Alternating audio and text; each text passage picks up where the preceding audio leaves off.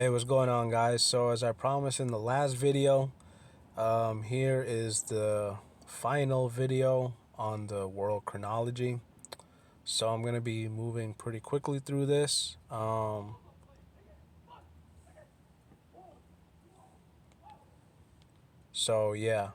Anyways, here's the paper title by Rabbi Simon Schwab called Comparative Jewish Chronology. So, I'm not going to go through the whole thing, just read key parts. So, here he opens saying that the Jewish World Era, or Era Mundi, according to the present Jewish year 5722, corresponds to the secular year 1961 and 1962 of the Common Era, is based upon chronological data provided by the Tanakh and by rabbinic tradition. The biblical data up to the birth of Isaac can be easily computed by anyone who can read the Chumash by adding the years of all 20 generations from Adam to Abraham together plus 100 years for Abraham. Okay, so Chumash, I don't think that's Hebrew. I think that is Yiddish for the five books of Moses. Okay, for the Torah, Tanakh is just the Old Testament. Okay, so here, as you guys can see, the years from Adam to Noah and the flood, 1,656 years. Okay. So then he continues saying, or showing the years from the flood to the time that Abraham gave birth to Isaac in his 100th year. And so, as you guys can see there, that's a period of 392 years or 2,048 years after creation. Now, mind you, these figures are based off of the numbers we find in the Masoretic text. Okay. Um, Briefly show you guys where you can find that.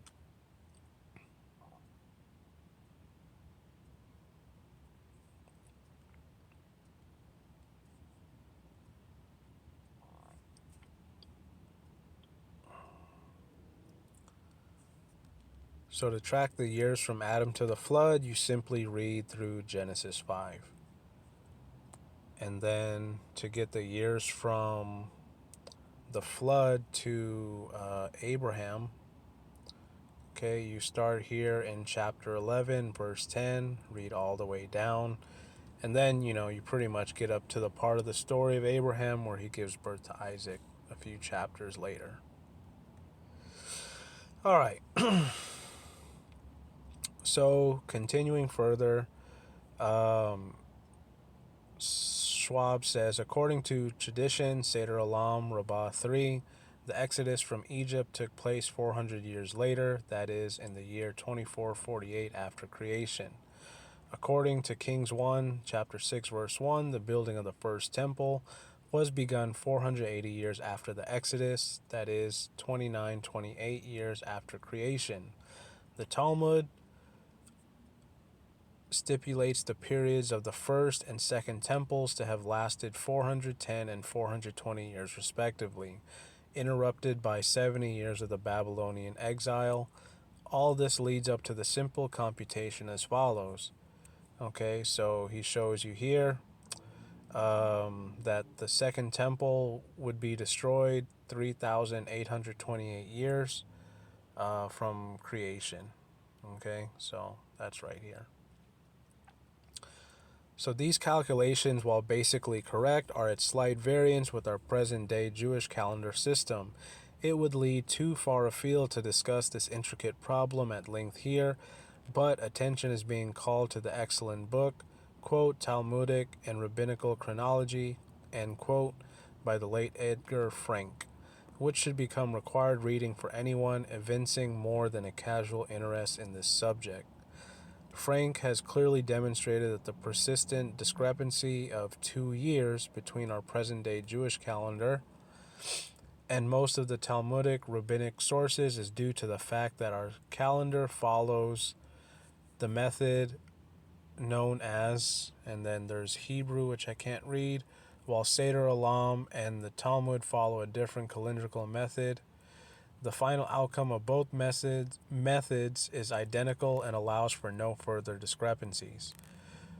Accordingly, the accepted Jewish traditional calendar, which is commonly used at the present time, is based on a method of reckoning as follows. So they count the first 5 days of creation and call that year one, and the sixth day of creation was Adam. When Adam was created, initiates the year. That is year two. So that's 1 year. And then the first day of Tishri, the second Rosh Hashanah, when Adam became 1 year old, opens the year. Okay, so the Mabul or flood occurred 1655 years later, namely in 1658. Okay, so he goes on to reckon the rest of the years, and so because of those additional 2 years, the second temple would be destroyed in 3830 as opposed to 3828.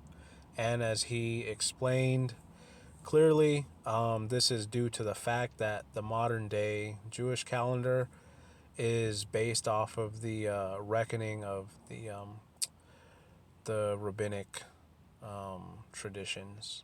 Okay, whereas the counting found in the Seder Olam does not add those 2 additional years.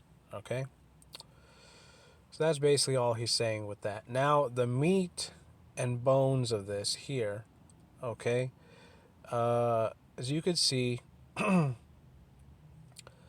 the year of creation here, he marks it as 3760 BCE. Okay, and the way you arrive at that is shown here. So the present year, 1961, minus 5722, and that gives you the creation date of 3761. Okay. Now, the big problem here is that since according to Ezra 6:15, the second temple was completed in the 6th year of Darius I, the date following the secular chronology must have been 517 BCE, that is to say, exactly 70 years after the date, again established by secular historians. For the destruction of the first temple, 587 BCE, consequently, the first year of the era of the second temple was 517 BCE and not 351 BCE. As long as we cannot doubt the date given for the destruction of the second temple, 70 CE, we are compelled to admit that the Beit Sheni must have existed for no less than 586 years instead of the 420 years given by tradition. This amounts to a discrepancy of over 165 years compared with our Jewish way of reckoning. So basically, he just highlighted the problem right there. So I'll briefly show you guys. So let's add up their years to understand what he's talking about.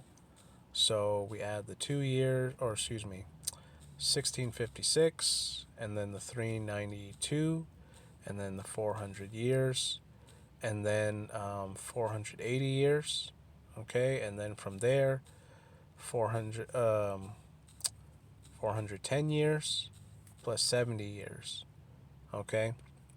So here is 353 BC is when the command to build the second temple commenced. Okay, now he says 351 because again, rabbinic tradition adds those 2 additional years. Okay, so clearly the discrepancy when you use secular chronology is that 586 minus 420, okay, is a discrepancy of 166 years. Okay,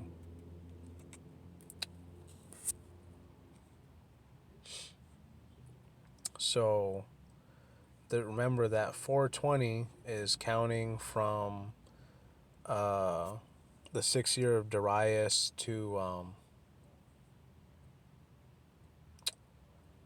the 6th year of Darius. That includes the 6th year of Darius. Okay, so count from the command to build the first temple all the way to its destruction. Okay, so let's look at that again. 3761. Oops.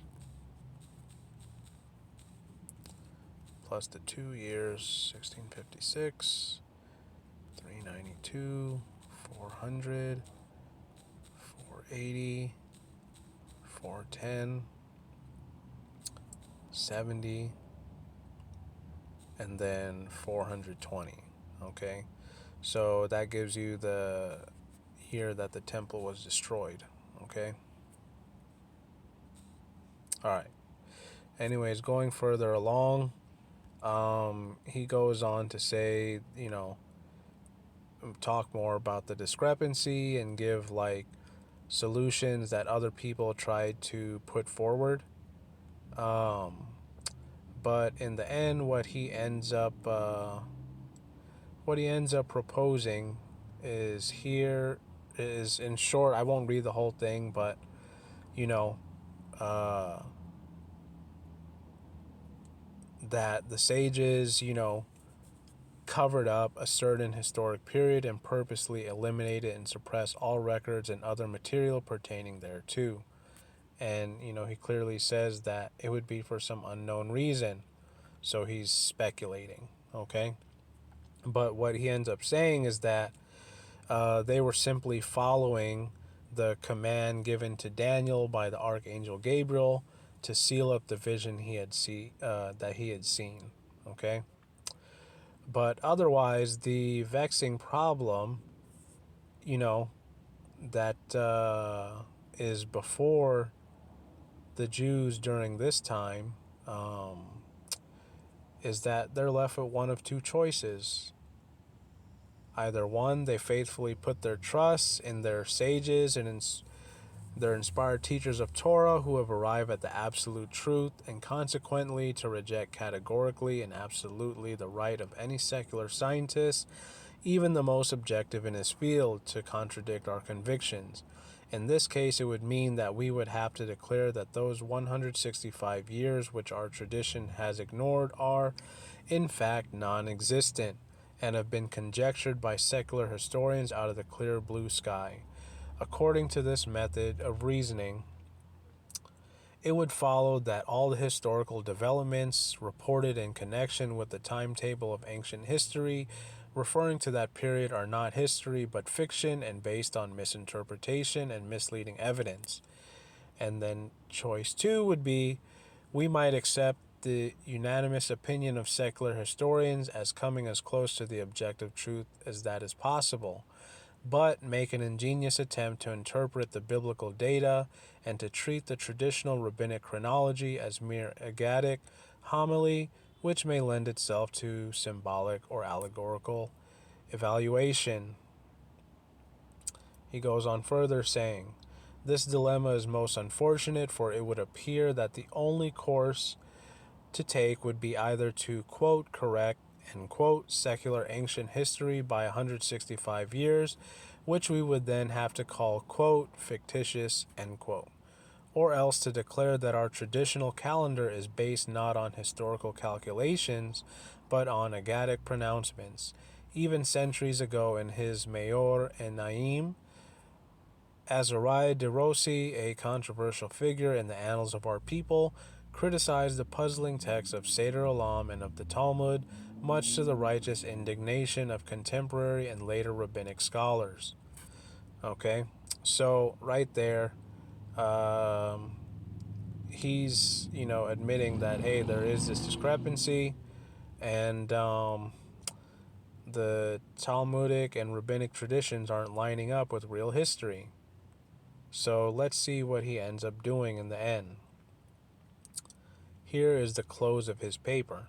Okay, so one thing that immediately jumps out here is that he changed the year of creation. Okay, before it was 3761 BCE, but now he changed it to 3927. Why is that? If we look further, we also see that he did not change the year that the Second Temple was destroyed. He still left it at 3830, and then from there, he just jumped forward without showing his work and concluded that the current Jewish year is still 5722 from creation, and the secular year is still 1961 to 62. Okay, so let's open up the calculator. Now, 3760 1, okay, minus 166. There goes your 3927. Now, if you add 5,722 years, that brings us to the year 1795 AD instead of 1961. So, how did he get that? Well, simply he added another 166 years. Why would he do such a thing? Well, if he corrected the then Jewish year 5722 and added those missing 166 years, that would bring us to 5888 from creation. Okay? Now, let's add that to the original year of creation that the rabbinic Jews have set. Plus 5888. Wow, look at that. It brings us to the secular year 2127 instead of 1961. Okay? So he couldn't have that because that would throw off secular history and cause problems between the two. And again, that would mean that there would be more faults that they have to admit. So instead of doing that, he just simply pushed back the year of creation, 3761, by 166 years, added the 5,722 years, and then the 166 years. Okay? To make it seem as if he made a real correction, which he didn't. Okay? Now, after getting a good laugh out of this, I went ahead and made the real correction. So I added the 166 years, and to make it biblical, we subtract those two rabbinic years that are added by their tradition, which brings us to 5886. Now, something that jumped out at me right away is the fact that either way you slice it, whichever date you pick, this is still incorrect. Why is that?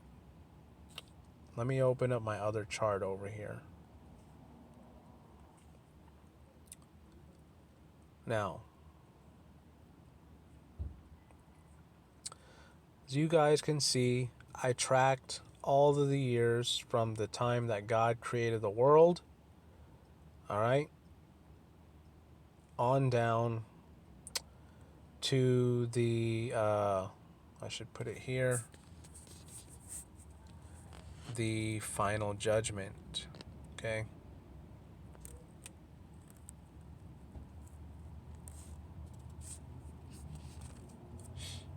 All right, prior to that, Christ will be the last ruler of the world, okay? And he will reign for 1,000 years, okay? Which is 6,000 years after Adam.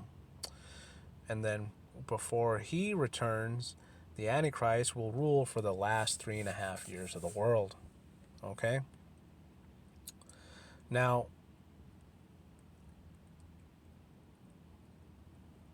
from Adam all the way to the death of Christ on the cross is 5,500 years.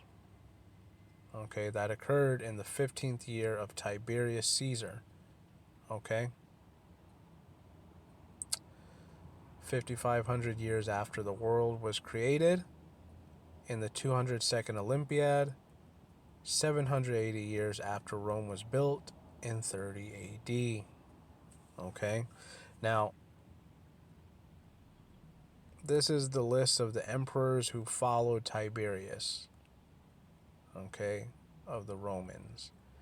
And after getting these numbers, I found that only 5,932 years had passed from creation to the Roman Emperor Basiliscus, okay, which brings us to 462 years after the birth of Christ. So as you guys can see, that is a big problem right there, because 5886 minus 5932 means that Rabbi Simon Schwab, if he did the proper corrections, would be writing 46 years before the beginning of Basiliscus, the reign of Basiliscus, okay, or the end of his reign. Now, if we go to 5722, that's 210 years before that particular emperor. So there's clearly a discrepancy.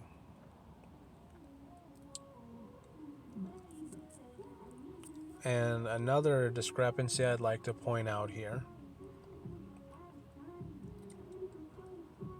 is that, okay, so again, here goes the year that Rabbi Simon Schwab dated his paper, and here is the year that Theodosius the Great died, okay, which is 1200 years after Romulus built Rome, according to the secular Roman historian Zosimus in his book Nova Historia, or New History.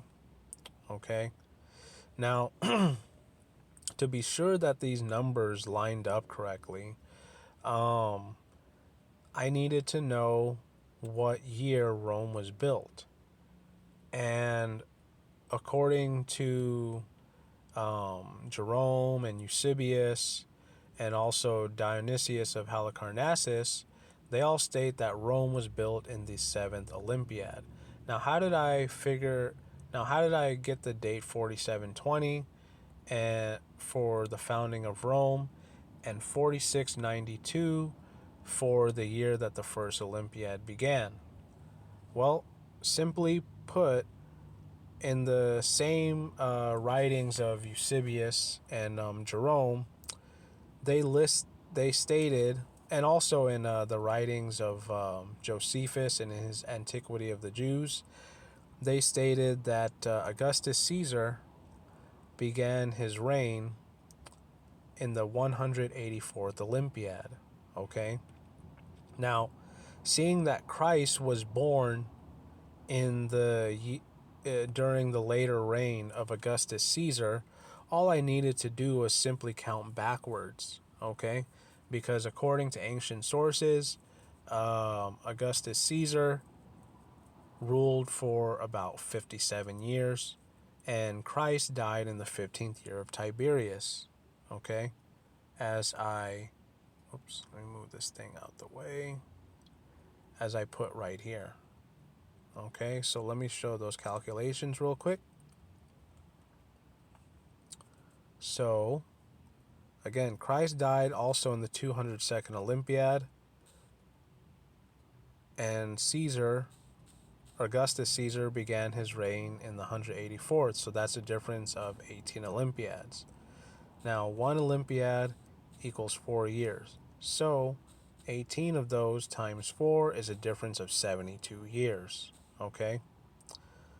5,500 minus the 15 years of Tiberius, and then minus 72 years, minus 15 years, brings us to the birth of Christ in 5470, and then minus 42 years brings us to the year 5428, which is when Augustus Caesar began to rule.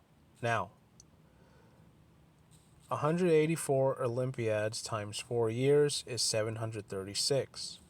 So 5428 minus 736 brings us to the year 4692, which is when the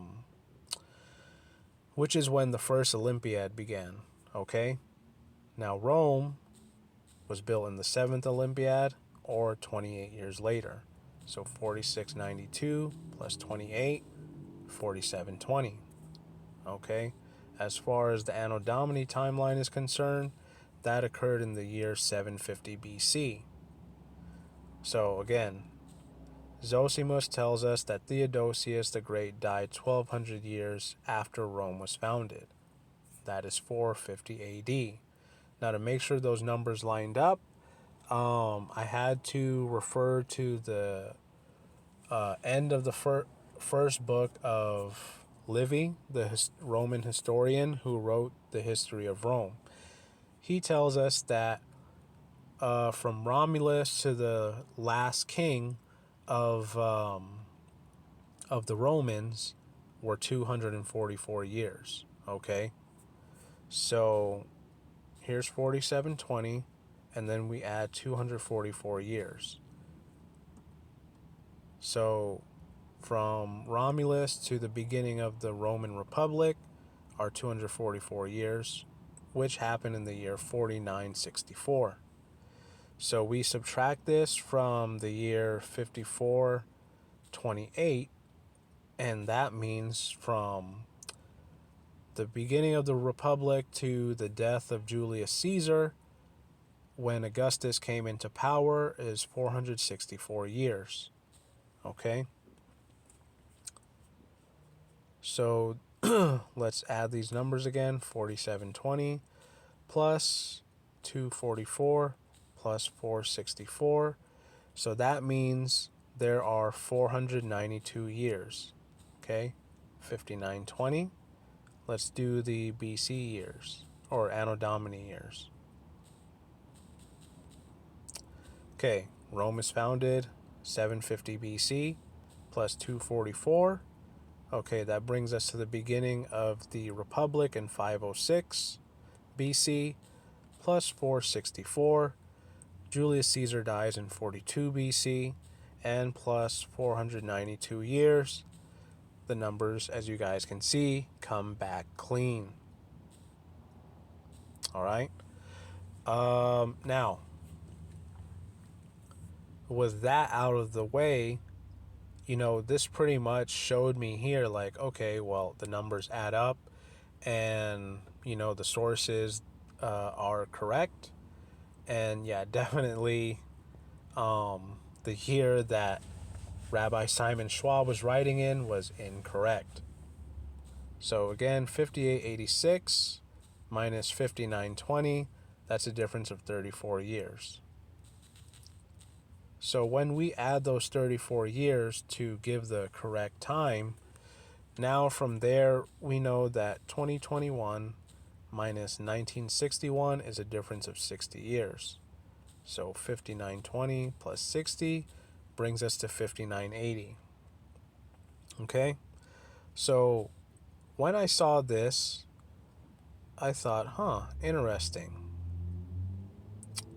So I went over here to my giant Jubilee chart and I found the year 5950 from the world. Okay? And then 30 years later brings us to 5980. This corresponds to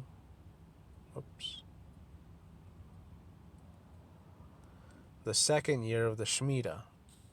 From there, since I had already done the work on the calendar, according to Enoch and the Bible and the Dead Sea Scrolls, I simply pulled that up.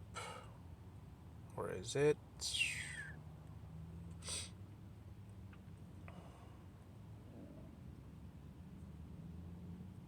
I went to year 2.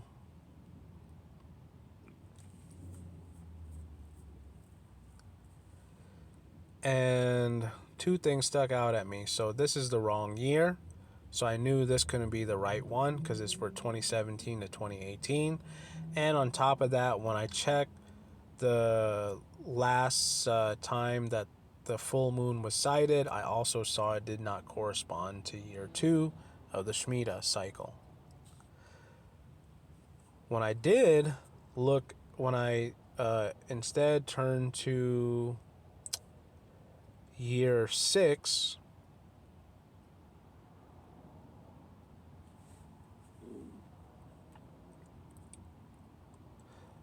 which is for the year 2021 to 2022, I found that the full moon cycles lined up and that this was the correct year. So pretty much from here, I simply subtracted 3 years, which brought us to 5977.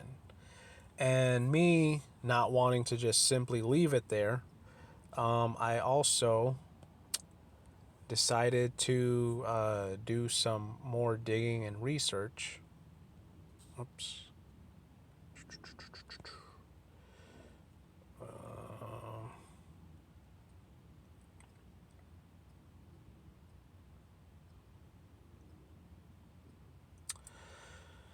Okay, so from here, um,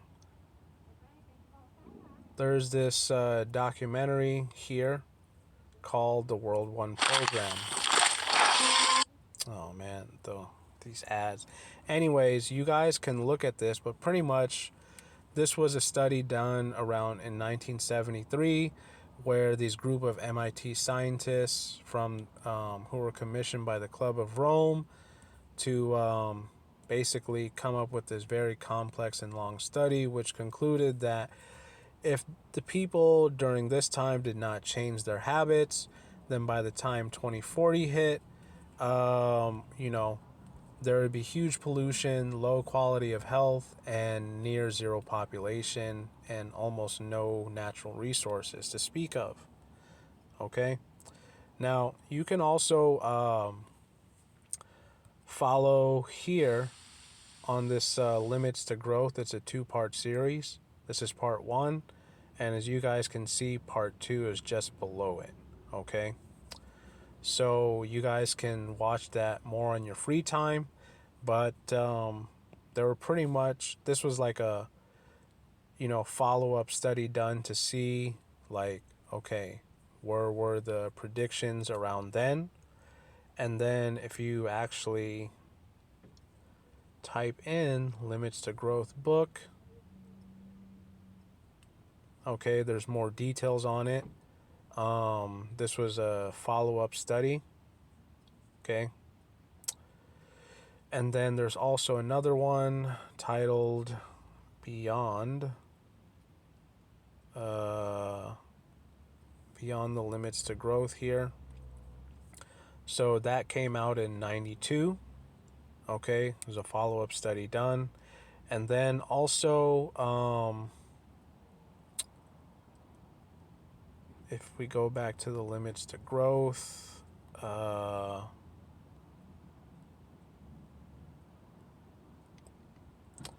and scroll down a bit here.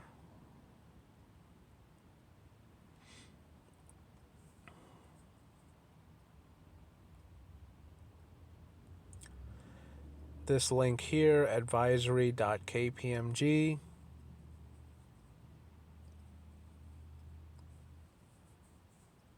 Okay, is another follow-up study done by this lady here, Gaia Harrington. Okay, you can download the PDF as you can see there. And I've already done that, so let me briefly show you guys that.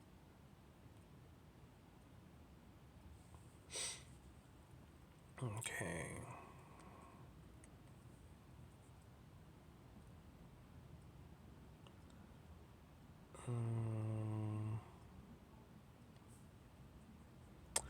Okay, so here, she wrote this around 2020 to 2021. And basically, what she concluded is that we are following this chart here, business as usual 2. Okay, that's what it stands for. So, business as usual is the first one, then business as usual 2, and then CT stands for comprehensive technology, while SW stands for sustainable. Sustainable. Oh, what did she put it as? I can't remember exactly.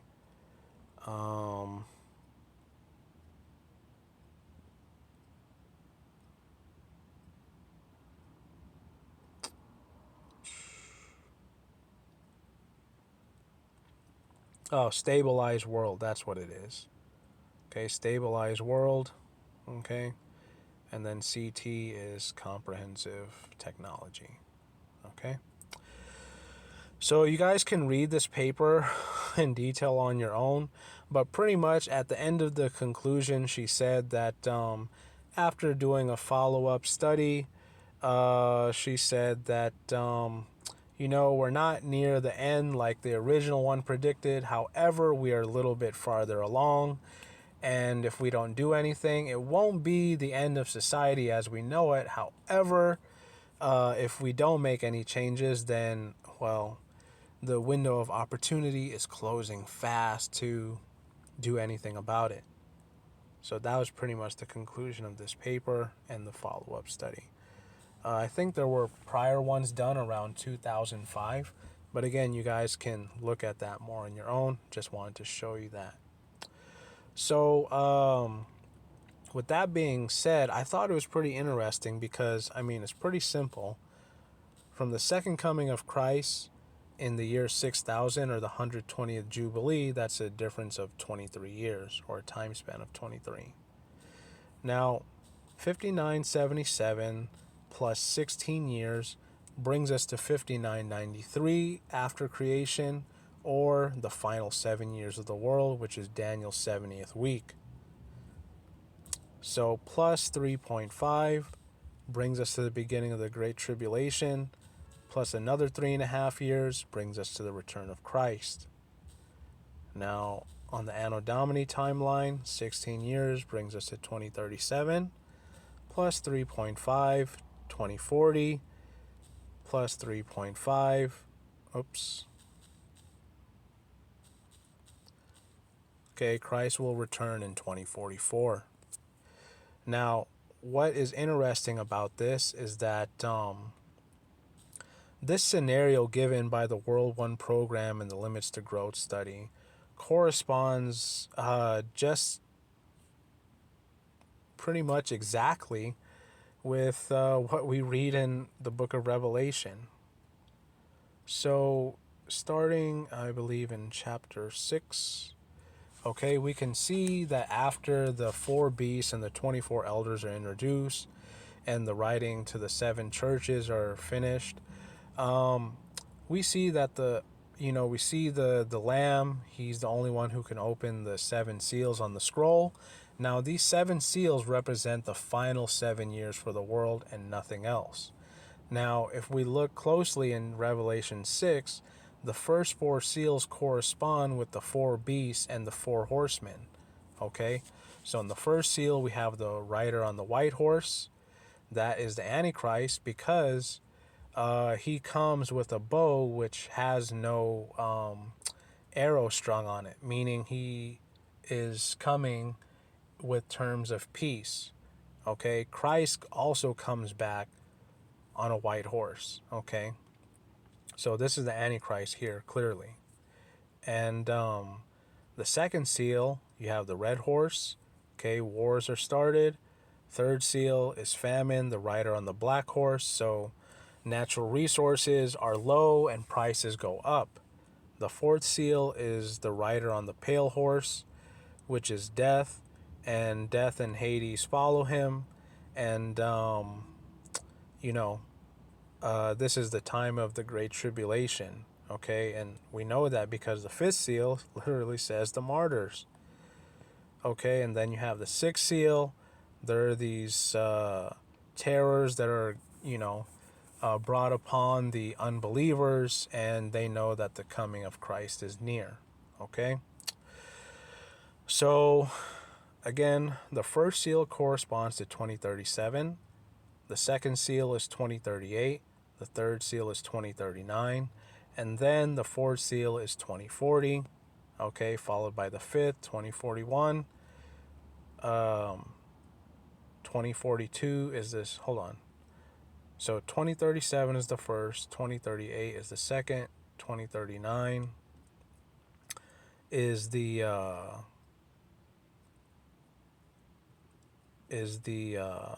third seal. 2040, the fourth seal. 2041, okay, is the fifth. 2042 is the sixth seal. Now 2043 is the seventh seal. Okay, And then shortly after that, Christ will come because, again, remember, you have the 3.5 year period. Okay? So, let's go. So, there's a short interlude here. Okay, you have the seventh seal that's open, and then following the seventh seal, you have the seven trumpets. So, Christ will come at the seventh trumpet. Okay? So there's going to be all these plagues and woes falling upon the unbelievers, to hopefully shake up some of them to turn around before Christ comes back. Okay? So seeing that these numbers like added up with the observable data in the real world, and you know what? Let me actually pull up let me pull up Gaia's paper one more time so you guys understand. Seeing that the numbers not only line up with history, they line up with observable data from the secular scientists and their observations of the state of the world economically and resources, and they line up with scripture prophetically. So I want to show you guys her chart, which is very powerful and eye-opening. So here in BAU 2, business as usual 2, we see it goes from the 1900s to the 2100s, right? Okay. The blue line is population, the purple dotted line are resources, the yellow dotted line is food, orange dotted line is pollution, and the green dotted line is industrial output. So here we are, just a little bit past, the year 2000. And as we can, if you pay attention to the real world, I mean, pollution is on the rise slowly, and in the politics, you hear them talking about combating climate change and all that. And then the population is steadily rising, not crazily. And now the industrial output, we have a huge surge in technology. We have not had so much technology and just industry and just, all types of machines, AI and all that. Okay? And we are struggling with food. Okay? We're consuming food like crazy. And again, this chart is showing if our habits don't change and we do business as usual, well, it's going to go on this steep decline not too long after. And of course, prophetically, Christ speaks about this, okay, because he tells us in Matthew 24 that at his second coming, it will be like the days of Noah. Men will be drinking and eating and, marrying and being given in marriage, okay? Christ is basically saying in the days of Noah before the flood came, people were carrying on business as usual, okay? Although Noah was telling them, hey, get ready. There's going to be a flood. God's judgment is coming. They didn't listen. So, same thing with the second coming of Christ. We're warning the world. Christ is coming back. Get yourselves ready. But everyone, as you can see, carrying on business as usual. Everyone's justifying it, however, in their own way. But in the end, people want to continue doing what they've been doing. For those of you who are wise and don't want to get caught by surprise or off guard at our Lord's second coming, it is important that you take what I'm sharing with you guys very seriously, okay? Because the evidence that I have compiled from history shows that 2021 years have not passed from the birth of Christ to where we are today. And the current Jewish year is incorrect. All right. So again, if you guys want more details on this, please get in contact with me. Please email me. But I mean, if you guys want to continue to be confused, and just kind of going around aimlessly, I mean, hey, go ahead and do that, but I have the work to show, and if you want to look at the work, email me. I will add you guys here to be able to view my work and my spreadsheets, and I'll be more than glad to speak with you guys. Okay? Otherwise, you can also speak with me in the comments, and I'll do my best to communicate with you there as well. But anyways, we are in the year 5977. I showed that. And it's 23 years before the second coming of our Lord Christ, 19 and a half years before the start of the Great Tribulation, and 16 years before the beginning of Daniel's 70th week. So, guys, get your houses in order. Okay, this is not a game.